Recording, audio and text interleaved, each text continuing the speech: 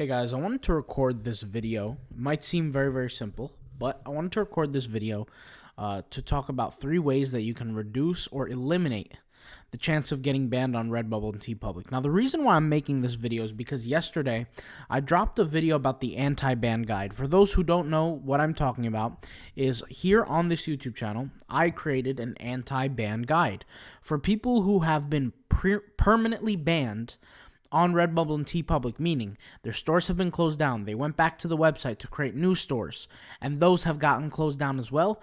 Congratulations, you are permanently banned. The reason why I created this guide was to help those specific people. But you wouldn't even have to experience this unless you watch this video, today's video. Hopefully this video is not only going to help you for the future, but I'm very sure that people who did use the anti-ban guide, essentially you're essentially opening up a new life for yourself on this account, kind of like a video game where you have multiple lives. My goal here is to just help reduce the number of people getting banned on these platforms, okay? It's actually going to be more prolific now in 2023 than ever before, and I think my predictions for the future, 2024, 2025, it's going to happen even more and more and more and more. So what we're going to talk about is 3 different tips to help you reduce that, to help you lower that chance based on my experiences and everything that I learned. Now, once again, I want to be clear. I come from the perspective of an individual who's have many accounts that are successful on Redbubble. I was going to say were successful, but they still are successful on Redbubble. And then what I did was I would always get messages from people, inundated every single day, whether it be TeePublic or Redbubble, saying, they banned me for no reason. They banned me for no reason. They banned me for no reason. If I was to add up the number of times people would be telling me that in the comments, I would say maybe at least 350 times so far. So not everybody, but there's a lot of people who have been experiencing this. Hopefully this video can help that. So let's go ahead and get started. The first thing that I'm going to say is do not upload content that you don't own. Now, this might seem obvious, but it's not for most people. You'd be very surprised. Just because you make the art does not mean you own it. Okay, I need to be very, very clear on this. Let's just take the Incredible Hulk, for example. Okay, imagine you drew a picture of the Incredible Hulk, labeled it the Incredible Hulk. Even though you drew it and you have I guess you could say ownership over it in terms of your own drawing. Meaning if somebody tried to steal it from you in person, let's say you drew a sketch of the Incredible Hulk and somebody ripped that sketch out of your notepad and they took it from you. Realistically, that's yours. However, the truth is that IP is owned by the actual company Marvel. They have rights over it. They have ownership over it. It is their creation. It does not matter how long you've sat there and drew it. You do not own it. Now, some people will say, well, I can go on Redbubble and search for Incredible Hulk. Well, yes, you can, and there are going to be designs that are come up.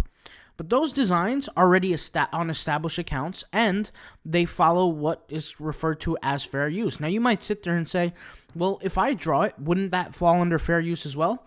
Yes, it might potentially fall under fair use. Now, I'm no lawyer. You should check with your lawyer. But what happens is what I've noticed is that Redbubble has been taking down accounts that are brand new that start to, I guess you could say, play in dirty water from the very beginning, which is why I wrote here in this gray-colored font, specifically for the first 5 designs.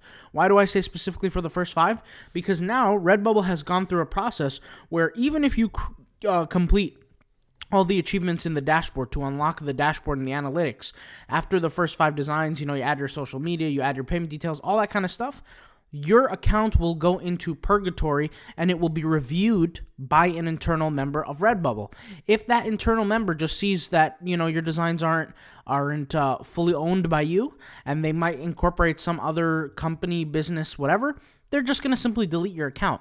They don't care. They're not going to email you. They're not going to request anything from you. They're not going to say, hey, sorry, we made a mistake, or you made a mistake, please fix this. They just don't care. And you will be unfortunately unlucky if you're one of those people that have did something like this, and then instead of just getting regular suspension, you get permanently banned, which is the exact situation we are trying to avoid here, right? The exact situation that we went over here.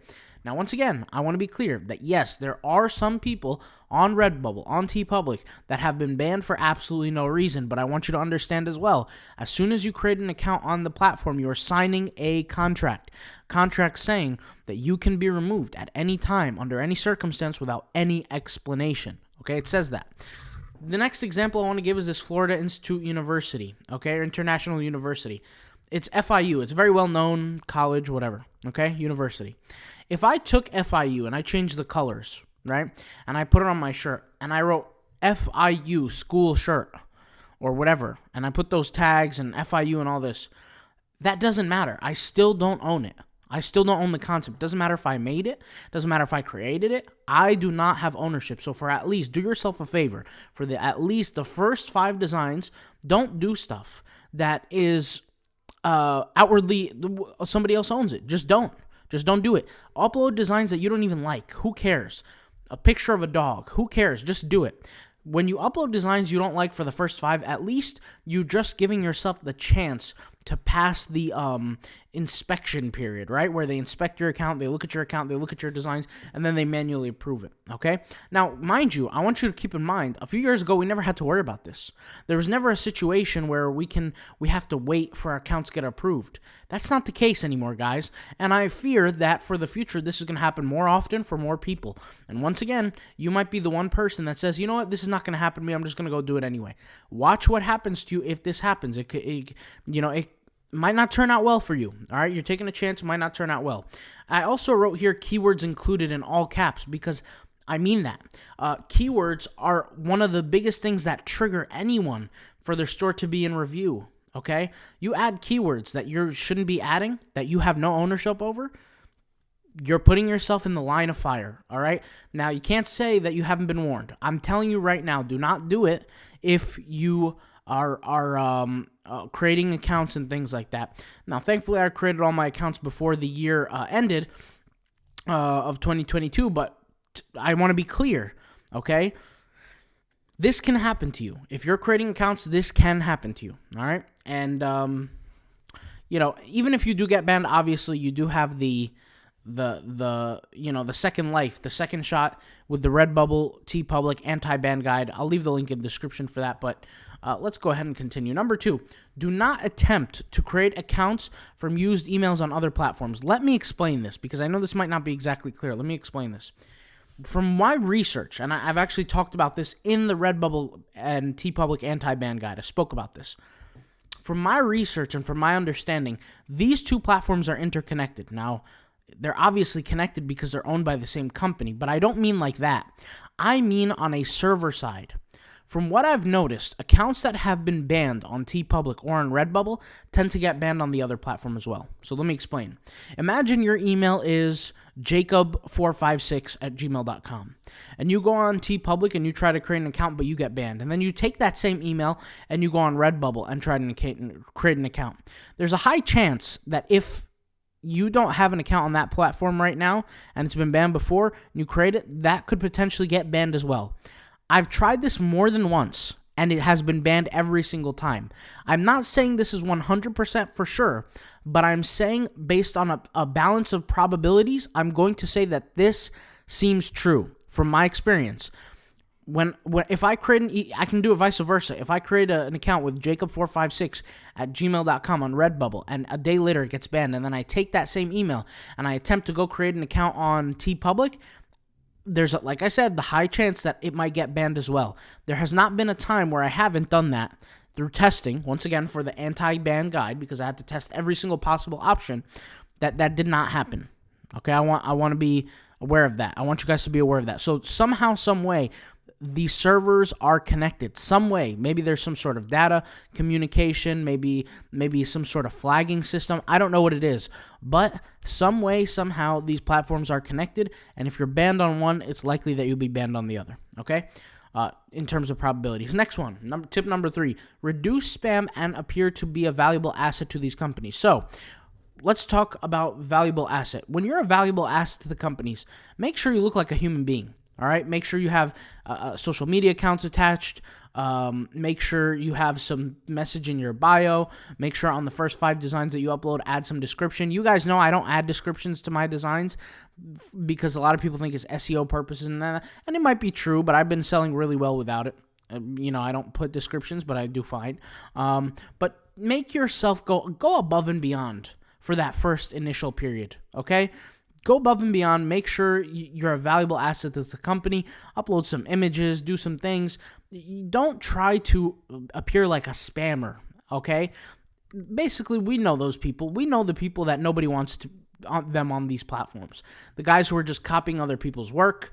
They're just stealing a bunch of tags and just, slapping them on their accounts.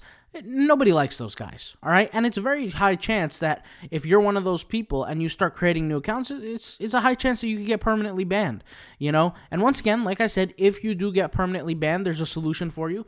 Go get the anti-ban guide, but assuming if you want to create new accounts. If you don't want to create new accounts, forget about it. But if I were you, okay, don't try to start spamming. Don't try to add crazy keywords. The simpler, the better for the very beginning. Once you pass that initial inspection phase where they literally check the account so that they can approve it to be public to the store, after that, it's all good.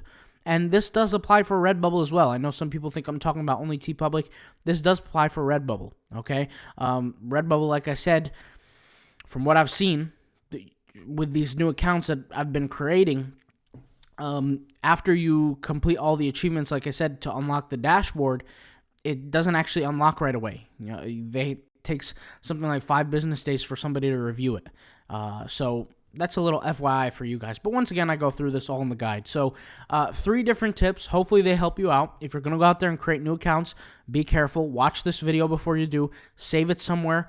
Go, whenever you create new accounts, maybe write it down on the notes as a little note to yourself to watch this video. And these 3 tips, you never know, they could save you from a little bit of a hassle. All right, I'll talk to you guys later. Thank you guys for watching.